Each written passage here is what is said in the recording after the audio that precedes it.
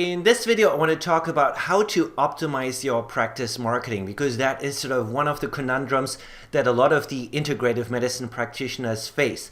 Now, before I go deeper into the process, I want to share two thoughts with you that put this into perspective. And number one, you have amassed an amazing amount of clinical knowledge, and I might add at a significant expense and effort. And so I suspect you did this because you feel a calling as a healer, not to make more money, right? There's really easier and less stressful ways to make more money. Now, so you really owe it to yourself and your family to make the most out of that asset, to make a bigger impact and a bigger income. And working with integrative medicine practitioners, I oftentimes find that they are stumped about how to create a bigger income and a bigger impact, and they blame marketing.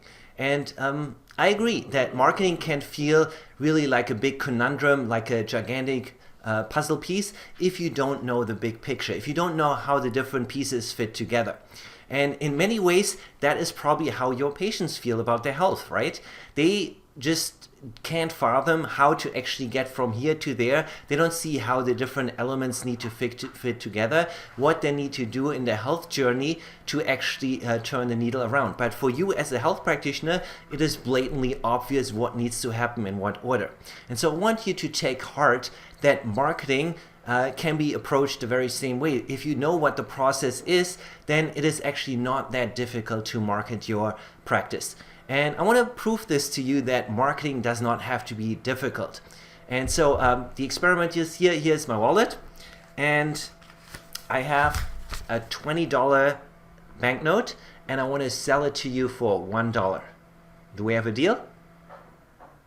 See how easy it is to market your services or your products? It becomes very easy when you have a product that's easy to understand, when your patients understand what the value of your product is, they can appreciate what it is and how it's useful in their life. And at the same time, patients also understand that paying $1 for a $20 value is a good deal. So apply to your practice. I want you to start thinking more about your avatar and your product or service and see what's the best match between the two. How can we create an irresistible product or service that your audience is eager to buy, that they really want? It's not what they need, what they want.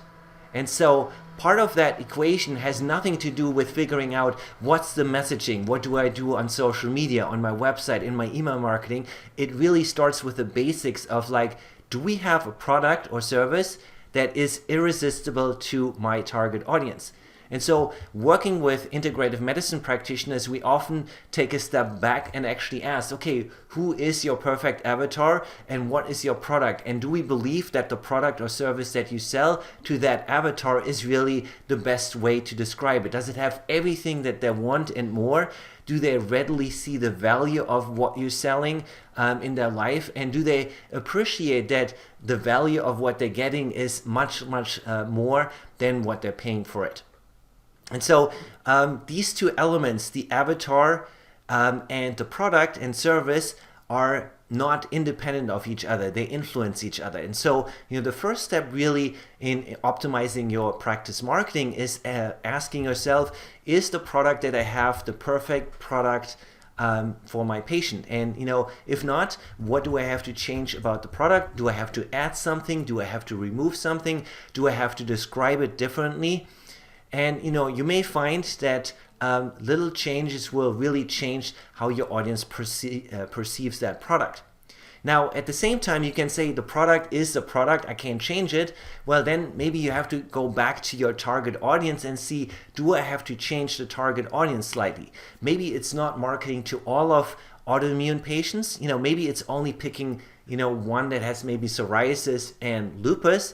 Or maybe you say, I'm only marketing to autoimmune patients that have been officially diagnosed but are stuck, versus all the other people that suspect that they have an autoimmune condition, right? So there's subtle changes that you make both on the avatar side and the product and service side to create the best possible match. And then the next task is not jump right into the marketing messaging, but really expose your target audience to the offer, get on the phone and really evaluate whether what you have is the right match for them. Is there anything that you're not thinking about? Is there anything else that you need to be adding into your product? And just to give you an example from my own experience, when I first started working with integrative medicine practitioners, the first offer that I made on the phone, it was totally crickets. They didn't understand what it was, they didn't want it, they didn't need it, and obviously they didn't want to give me money for it. And so over a series of phone consultation, I changed the offer with each phone call. And over time, more and more people said, this is exactly what I want. And so part of our mission is to constantly think, what else can we bundle into the product? What else do practitioners need? What else would make the practitioner's life a lot easier in terms of getting their marketing dialed in? And so we're constantly coming up with new products, we're refining products, we're staying with the times. And so this is exactly the same process that you have to do with your practice. Get on the phone, get in front of real patients and present your offer and see how it lands. See what you need to change, see how you have to talk about it.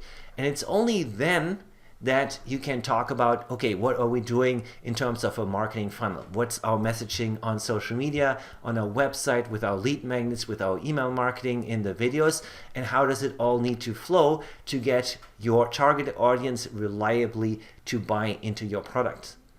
So I hope these tips were helpful to get you to think differently how to optimize your practice marketing, that it's not the technology, it's not the messaging that should be your first starting point, but really looking at what's the product and what's the avatar and how can I create the best possible match between the two of them. So if you want to learn more, click on the links below this video. There's other training videos. We have a special webinar on this exact topic. And if you want to talk about your practice, what does it look like to optimize your practice marketing, then feel free to sign up for one of our free strategy sessions, no strings attached. You'll find the link below this video, and I'll see you in the next one.